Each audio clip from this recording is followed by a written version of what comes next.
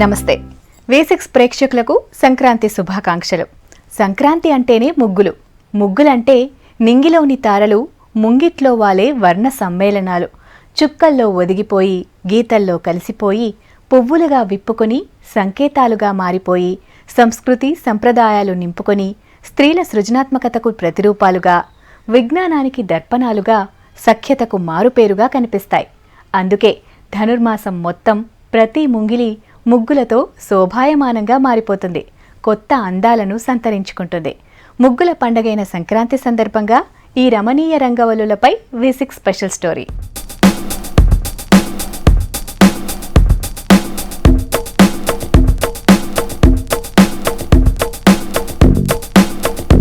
శుద్ధపొడి లేదా బియ్యం పిండిని చేతితో జార్చుతూ వేసే ముగ్గులు స్త్రీల కళా నైపుణ్యానికి, కల్పనా శక్తికి చిహ్నాలు.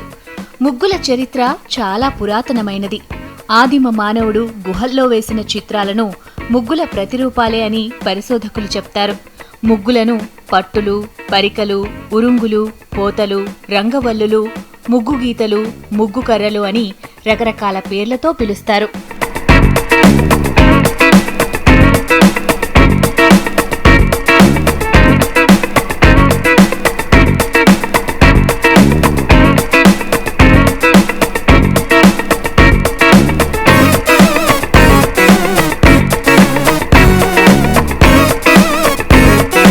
నియమిత ప్రదేశాల్లో పెట్టిన చుక్కల్ని పట్టుదలతో కలుపుతూ రకరకాల రూపాలను ఏర్పాటు చేస్తారు కాబట్టి వీటిని పట్టులు అంటారట.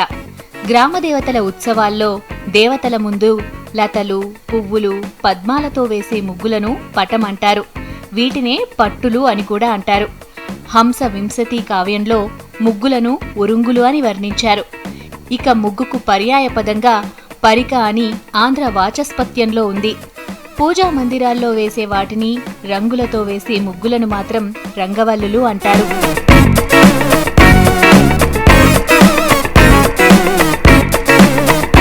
ముగ్గుల పుట్టుక గురించి, ముగ్గుల చుట్టూ అల్లుకున్న విశ్వాసాలు, నమ్మకాల గురించిన అనేక జానపద కథలు జానపద సాహిత్యంలో కనిపిస్తాయి.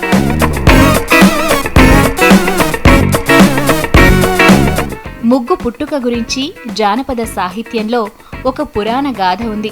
పూర్వకాలంలో ఆకాశం చేతికి అందేలా క్రిందికి వంగి ఉండేదట. ఒకనాడు ఒక ముసలమ్మ తన ఇంటి ముందు అలికి ముగ్గులు పెట్టి లేవబోతే ఆకాశం తలకు తగిలి గాయమైందట.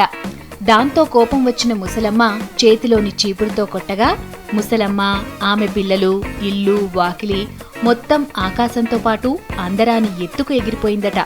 అలా ఎగిరిపోయిన పిల్లలే సూర్యచంద్రులైనారట. వాకిట్లో వేసిన ముగ్గులు చుక్కలైనాయి. ముసలమ్మ ఆకాశంలో చెట్టు కింద దిగాలు పడి కూర్చుండిపోయిందని కథనం.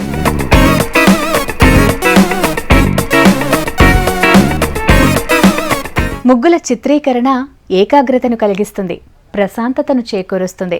రంగవల్లి శుభసూచకం. ముగ్గులు దురదృష్టాన్ని తొలగించి అదృష్టాన్ని తెస్తాయనే విశ్వాసం భారతీయ మహిళల్లో ఉంది. వీటితో పాటు ముగ్గులు కోరిన కోరికలు తీరుస్తాయని కూడా నమ్ముతారు.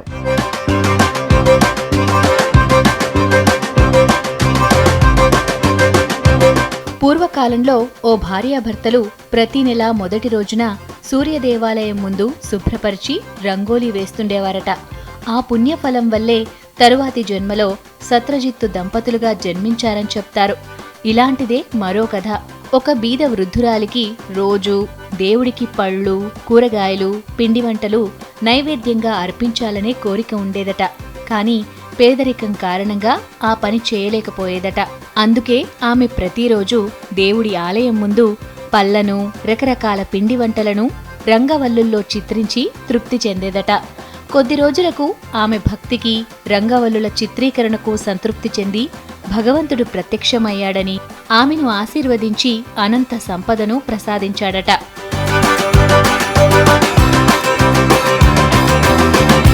ముగ్గుల చిత్రీకరణ ఏకాగ్రతను కలిగించి ప్రశాంతతను చేకూరుస్తాయని, దానికి ఉదాహరణగా ఓ కథ ప్రచారంలో ఉంది.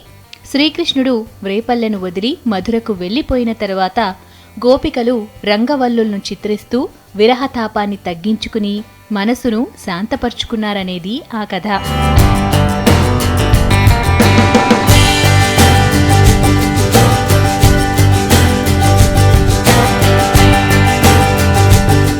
అతిథులను ఆహ్వానించడానికి కూడా ఇంటి ముంగిట రంగవల్లులను తీర్చిదిద్దడం మన ప్రాచీన సంప్రదాయం.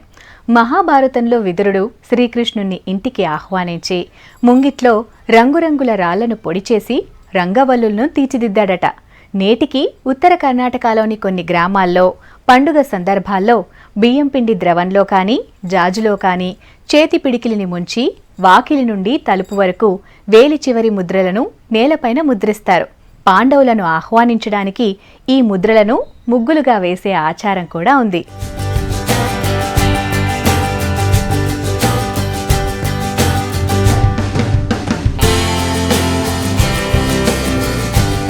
గ్రామదేవతల పండుగల్లో దేవతా పూజారులే ముగ్గులను వేస్తుంటారు.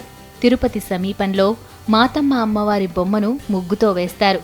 కర్ణాటక ప్రాంతంలో భగవతి ఆరాధన సమయంలో దేవతా చిత్రాన్ని భయం గొలిపేలా చిత్రిస్తారు.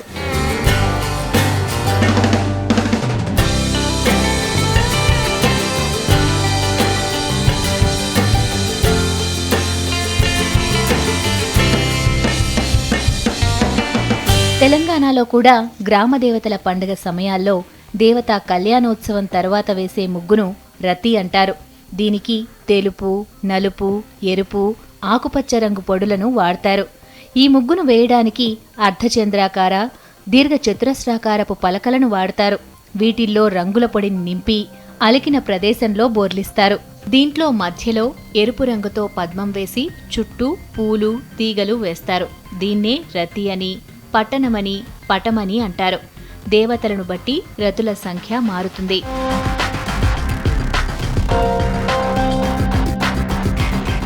ముగ్గు ఆచారాలను, సంప్రదాయాలను పరిరక్షించేది. ఆరోగ్యప్రదాయిని, అందానికి, సౌందర్యాభివ్యక్తికి ప్రతీక. అందం, ఆరోగ్యం, శుభ్రంల సమ్మేళనమే ముగ్గు వేసే ఆచారంలోని ఆంతర్యం. సంక్రాంతి పండగకు నెలవంక ముగ్గును తప్పకుండా వేస్తుంటారు. దీనిలో శుభానికి చిహ్నమైన స్వస్తిక్, వ్యవసాయ పంటను సూచించే లతలు, పంటగడులు, ధాన్యపు కంకులు ఉంటాయి. రథం సూర్యునికి చిహ్నం. సంక్రాంతి నుండి సూర్యుడు ఉత్తరాయణంలోకి ప్రవేశిస్తాడు. సంక్రాంతి పురుషుడు రథంలోనే ఇంట్లోకి ప్రవేశిస్తాడని నమ్మకం. రథం మధ్యలో చిన్న సూర్యబింబాన్ని కాని, పద్మాన్ని కాని వేస్తారు. తెలంగాణలో భోగి, సంక్రాంతి 2 రోజులు రథం ఇంట్లోకి వస్తున్నట్లు, కనుమనాడు ఇంట్లో నుండి వెళ్లిపోతున్నట్టు వేస్తారు. ఆంధ్ర ప్రాంతంలో ముక్కనుమనాడు ఇంట్లో నుండి రథం వెళ్లిపోతున్నట్టుగా వేస్తారు. ఇరుగు పొరుగు ఇండ్ల రథాలను ముగ్గులతో కలుపుతారు.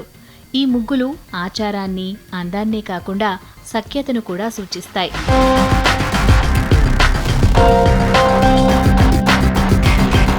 పద్మం లక్ష్మీదేవికి ప్రతిరూపం, స్వచ్ఛతకు, పవిత్రతకు చిహ్నం.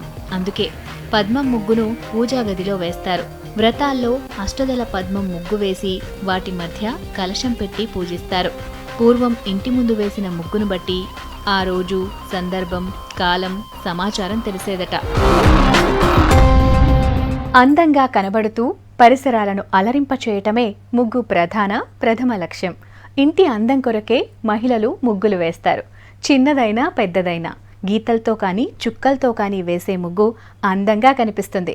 ముగ్గుకు దుష్టశక్తులను పారద్రోలే లక్షణం ఉందని కూడా నమ్మకం ఉంది. మన అమ్మమ్మలు, తాతమ్మలు ముగ్గు వేయాలని చెప్పడానికి ముగ్గు గీత గీసిరాపో అని అంటారు.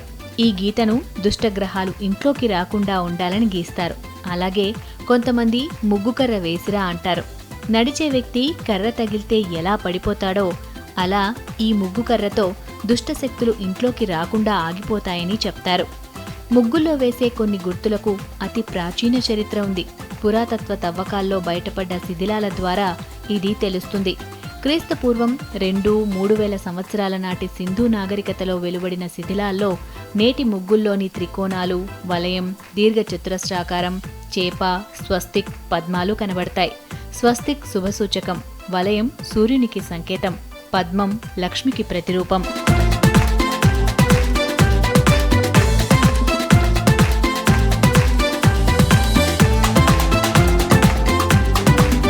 ముగ్గు వేయడం పూజ చేయడం లాంటిది. దీనికి సమయం, సందర్భం, శుచి, శుభ్రత ముఖ్యం. దీనికి కొన్ని పద్ధతులుంటాయి. ముగ్గుకు తనవైన కొన్ని లక్షణాలుంటాయి. వాటిని పాటించినప్పుడే ముగ్గు వేసిన ప్రయోజనం నెరవేరుతుంది. వీటి వెనుక ముగ్గు సమగ్రంగా, సౌందర్యంగా ఉండాలనే అభిప్రాయం దాగి ఉంది.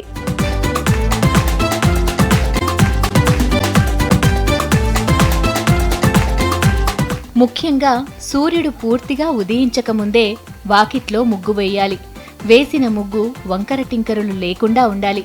ముగ్గు వేసేటప్పుడు పదే పదే తుడవకూడదు. పద్మం వంటి దేవతా రూపాలను వాకిట్లో వేయొద్దు. ముగ్గు నిండుగా గీతలన్నీ కలిసి ఉండాలి. గీతలు విడిపోయి ఉంటే దుష్టశక్తులు లోనికి ప్రవేశిస్తాయని పల్లెవారి విశ్వాసం. ముగ్గును సగం కానీ అసంపూర్ణంగా కానీ వేయడం అశుభం. అలాగే పూజాగదిలో వేసే ముగ్గులు వాకిట్లో వేయకూడదు.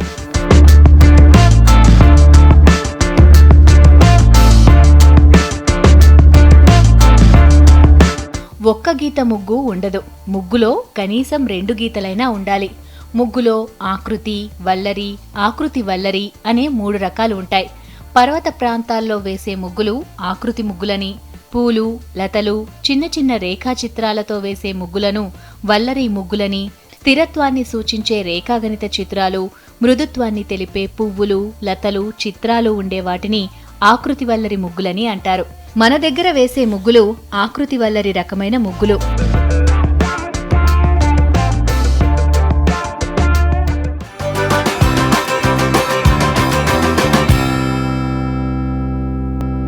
ముగ్గు వేయడంలోనూ 2 రకాలుంటాయి. చూపుడు వేలు, బ్రొటన వేలుతో ముగ్గు పిండిని తీసుకుని ముగ్గును వేయడం ఒకటైతే, ముగ్గు పిండిని పిడికిట్లో వేసుకుని నైపుణ్యంగా జార్చుతూ వేయడం రెండో రకం. చూపుడు వేలు, బొటన వేలుతో కలిపి వేసే మొదటి రకం ముగ్గులే ఇప్పుడు అధికంగా కనిపిస్తాయి. వీటిల్లోనూ గీతల ముగ్గులు, చుక్కల ముగ్గులు, రంగవల్లులు అని 3 రకాలున్నాయి. చుక్కల ముగ్గులో మళ్లీ ముత్యాల ముగ్గులు, రత్నాల ముగ్గులు అని 2 రకాలున్నాయి. చుక్కలను కలుపుతూ వేసే ముగ్గును రత్నాల ముగ్గు అని, చుక్కల చుట్టూ గీతలు గీస్తూ ముత్యాల దండెవలె వేసే ముగ్గును ముత్యాల ముగ్గు అని అంటారు. గీతల ముగ్గును ఆంధ్ర ప్రాంతంలో పోత ముగ్గు అని, తెలంగాణ ప్రాంతంలో గోటు ముగ్గు అని అంటారు.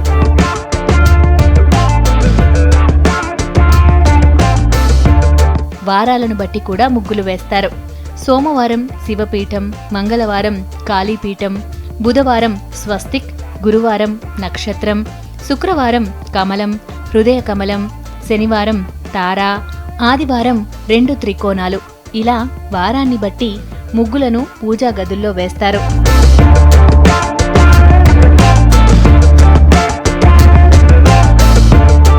ముగ్గులో రంగులను వాడితే రంగవల్లులు అంటారు. ముఖ్యంగా ధనుర్మాసంలో గీత ముగ్గులనే వేయాలనే నియమం కూడా ఉంది. ధనుర్మాసంలో వేసే నాగబంధం ముగ్గులోని మెలికలు తిరిగిన పాములు ధనుర్మాస ఋతుధర్మానికి చిహ్నాలు.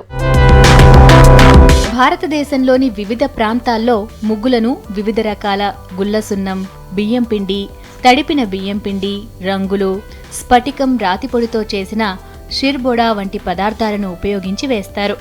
రాష్ట్రం ఏదైనా, భాష ఏదైనా, దేశమంతటా ముగ్గుల్లో ఏకత్వం కనబడుతుంది. పద్మం, స్వస్తిక్, పాదగుర్తులు, నక్షత్రాలు, సూర్యుని సంకేతాలు, త్రిభుజాలు, షడ్భుజాలు లాంటివి అన్ని చోట్ల ఒక్కలాగే ఉంటాయి. ముగ్గులను తమిళనాడు, కేరళలో కోలం, కర్ణాటక, మహారాష్ట్రలో రంగోలీ, ఒరిస్సాలో జాటి, బెంగాల్ అల్పన, మధ్యప్రదేశ్ ఏవన్ లేదా మండన, రాజస్థాన్ మండన, హిమాచల్ ప్రదేశ్లో ఎప్పనని ముగ్గులను రకరకాల పేర్లతో పిలుస్తారు. ముగ్గుల్లో రేఖాగణిత శాస్త్రం, గణిత శాస్త్రం, అక్షరాలు, రసాయన శాస్త్ర నిర్మాణాలు, అణు నిర్మాణం, వాస్తుశిల్పం, చిత్రకవిత్వంలోని చిత్రాలు, యోగ విజ్ఞాన అంశాలు, వైద్యశాస్త్రం, పిల్లల ఆటలు, ఇలా పలు రకాల అంశాలు ఇమిడి ఉంటాయి.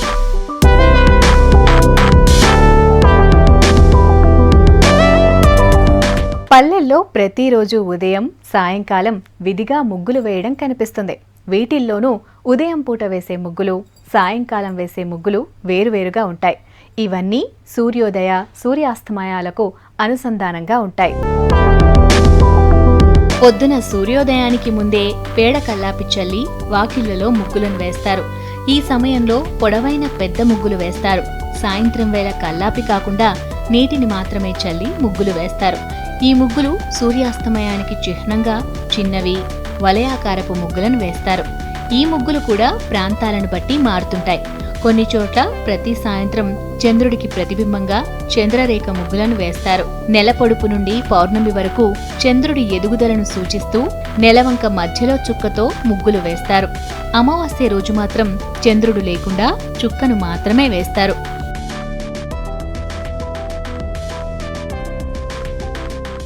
రోజును బట్టి, సమయాన్ని బట్టి, స్థలాన్ని బట్టే కాకుండా మాసాలను అనుసరించి కూడా ప్రత్యేక ముగ్గులు వేస్తారు. పండుగ దినాలు, పండుగ మాసాల్లో ప్రత్యేక ముగ్గులతో ఆ మాసానికి, రోజుకు ఉన్న ప్రాముఖ్యతను తెలుపుతారు.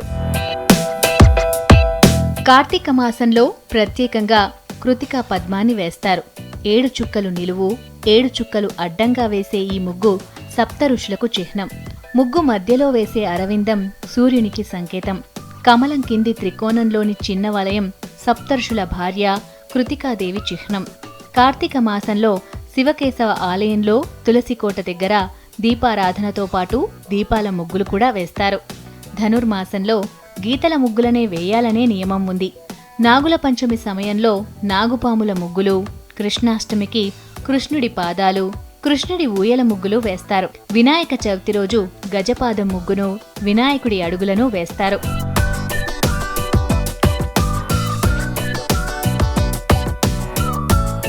ఆశ్వయుజ మాసంలో వచ్చే నవరాత్రులకు అడ్డం 9 చుక్కలు, నిలువు 9 చుక్కలతో మధ్యలో స్వస్తిక వచ్చేలా ప్రత్యేక ముగ్గును వేస్తారు.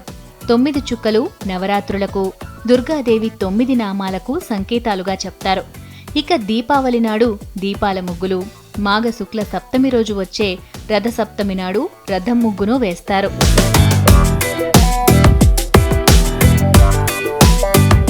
ధనుర్మాసంలో వచ్చే సంక్రాంతికి ముగ్గులకు ఎంతో అనుబంధం ఉంది. సంక్రాంతిని ముగ్గుల పండుగ కూడా చెప్తారు. సూర్యుడు ధనుసు రాశిలో ప్రవేశించే మాసం ధనుర్మాసం. ఈ మాసం నుండే ఉత్తరాయణం ప్రారంభమవుతుంది. ఇక సంక్రాంతి 3 రోజులు ప్రత్యేక ముగ్గులు వేస్తారు.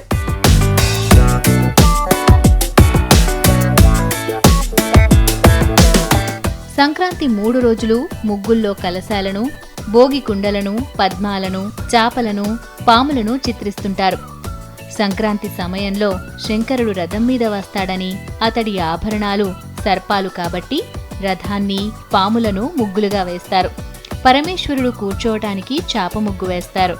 నీరు త్రాగడానికి కుండల రూపంలో ముగ్గులు వేస్తారు.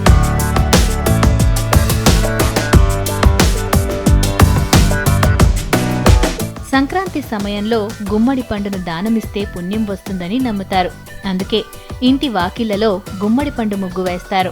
ధనుర్మాసంలో వేసే నాగబంధం ముగ్గులోని మెలికలు తిరిగిన పాములు ఈ ధనుర్మాసంలో చలికి, మంచుకు జనాలు పాముల్లా మెలికలు తిరుగుతారని సూచించేలా ఉంటాయి. పెళ్లి సమయంలో పీటపట్టి అనే ముగ్గును, గద్దెల పీట ముగ్గును వేయటం ఇప్పటికీ చాలా పల్లెల్లో కనిపిస్తుంది.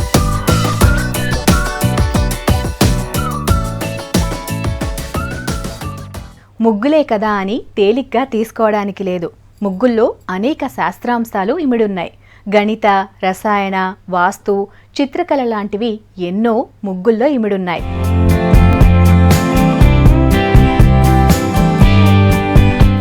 రేఖాగణితం రత్నాల ముగ్గుల్లో కనిపిస్తాయి. ముగ్గుల్లో వృత్తాలు, చదరాలు, దీర్ఘచతురస్రాలు, చతుర్భుజాలు, షడ్భుజాలు, త్రికోణాలు, అష్టకోణాలను ఎలాంటి పరికరాలు లేకుండా పల్లెపడుచులు అందంగా చేత్తోనే చిత్రిస్తారు. ఇక గణిత శాస్త్రానికి ఆధారమైన కూడిక, తీసివేత, హెచ్చవేత గుర్తులు ముగ్గుల్లో అనేకం కనిపిస్తాయి. ముగ్గుల్లో అక్షరాలు కనిపిస్తాయి. అక్షర జ్ఞానం లేని స్త్రీలు చిత్రించే ముగ్గుల్లోనూ అక్షరాలు అందంగా అమరిపోతాయి. ఎక్కువగా ద, ఆ, రా, తలకట్టులేని గా, కాలు ముగ్గుల్లో కనిపిస్తాయి. ఇక కెమిస్ట్రీలో కనిపించే బెంజిన్, క్లోరోఫిల్ నిర్మాణాలు, హిమోగ్లోబిన్ రూపాలు కూడా ముగ్గుల్లో కనిపిస్తాయి.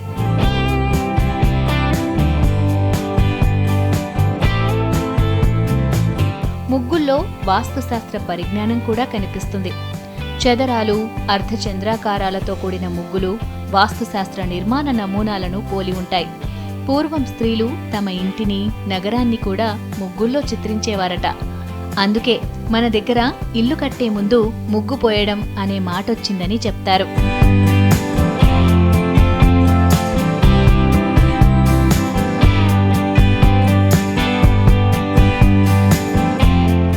ముగ్గుల్లోని చుక్కల్లో, గీతల్లో, రేఖల్లో, రకరకాల ఆకారాల్లో ఇమిడి ఉన్న విజ్ఞానం ఎంతో. మన దేశంలోని వివిధ ప్రాంతాల్లోనే కాదు, కొన్ని పాశ్చాత్య దేశాల్లోనూ ముగ్గులు ప్రముఖంగా కనిపిస్తాయి. మానవ నాగరికత గుహల్లో గోడల మీద వేసిన ముగ్గులతోనే మొదలైందని చెప్తారు. జానపద కళగా తెలుగు స్త్రీల చిత్రలిపిగా పేరుగాంచిన ఎన్నో ముగ్గు ముచ్చట్లు, ముగ్గుల్లో ఒదిగిన ఎన్నో విశేషాలు తెలుసుకుంటే కనిపిస్తాయి. ముగ్గుల పండగైన ఈ సంక్రాంతిని రమణీయ రంగవల్లులతో సంతోషంగా జరుపుకోవాలని మరోసారి కోరుకుంటూ సెలవు.